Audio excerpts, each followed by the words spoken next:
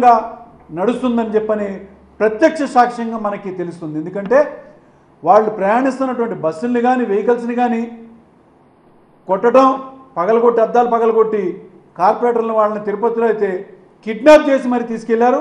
ఇటు ఏలూరులో అయితే స్వయంగా మంత్రి గారే కూర్చుని అక్కడ వాళ్ళందరినీ భయపెట్టి మరి స్ట్రెంత్ వాళ్ళది లేకపోయినా అన్ని చోట్ల కూడా వైఎస్ఆర్సీపీ ఇటు కార్పొరేటర్లు కానీ అటుపక్క కౌన్సిలర్లకు సంబంధించిన స్ట్రెంత్స్ కానీ పూర్తిగా వైఎస్ఆర్సీపీకి సంబంధించినటువంటి వాళ్ళు ఉన్నా ఓటింగ్ ప్యాటర్న్ దగ్గరికి వచ్చేసరికి వాళ్ళందరినీ కూడా ప్రలోభపెట్టి భయపెట్టి మీరు మమ్మల్ని కాదని కనుక ముందుకెళ్తే తప్పుడు కేసులైనా పెట్టి మిమ్మల్ని ఇబ్బంది పెడతామని చెప్పని రెడ్ బుక్ పాలన ఏదైతే అధికారం వచ్చిన రోజు నుంచి ఇక్కడ మనకు అమల్లో ఉందో అదే రెడ్ బుక్ పాలనని పూర్తిగా ఇప్పుడు రాష్ట్రంలో నడిపిస్తూ ఉన్నారు.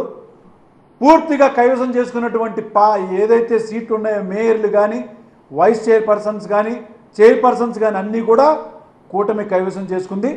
2 చోట్ల మాత్రం దీని మీద ఎలక్షన్ కమిషన్కి కంప్లైంట్ ఇస్తే తిరుపతికి పోస్ట్పోన్ చేశారు. ఇలా అలానే తునిలో కూడా వైస్ చైర్పర్సన్ది కూడా గొడవ పెద్దగా జరగటం. ఎంతవరకు వీటిని మేము సహించాం, ఎలాంటి పాలన మీరు అందిస్తానని మాటలు చెప్పారు.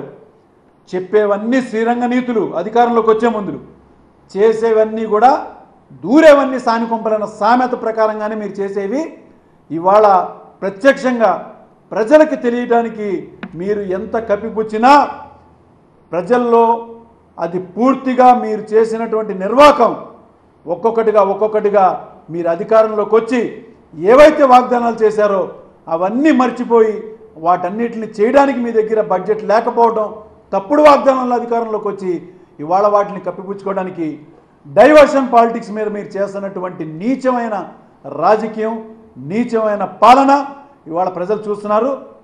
తప్పనిసరిగా వైఎస్ఆర్సీపీ దీనిని పూర్తి స్థాయిలో తిప్పికొట్టి మీ అందరికీ కూడా సరైన బుద్ధి చెప్తుందని చెప్పని నేను స్పష్టంగా తెలియజేస్తున్నాను.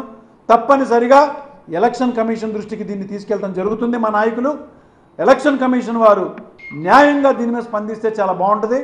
లేదంటే దీనిని పెద్ద ఉద్యమంగా కూడా మేము ముందుకు తీసుకెళ్ళి ఎక్కడెక్కడైతే మాకు సంబంధించినటువంటి కార్పొరేటర్ని కానీ కౌన్సిలర్స్ని కానీ అందరినీ భయపెట్టి వాళ్ళ వైపు మార్చుకున్నారో వాళ్ళందరి ద్వారా కూడా కంప్లైంట్లు ఇచ్చినా కానీ రేపు పూర్తిగా మేము ఫైట్ చేస్తామని చెప్పని తెలియజేసుకుంటున్నాం. నమస్కారం.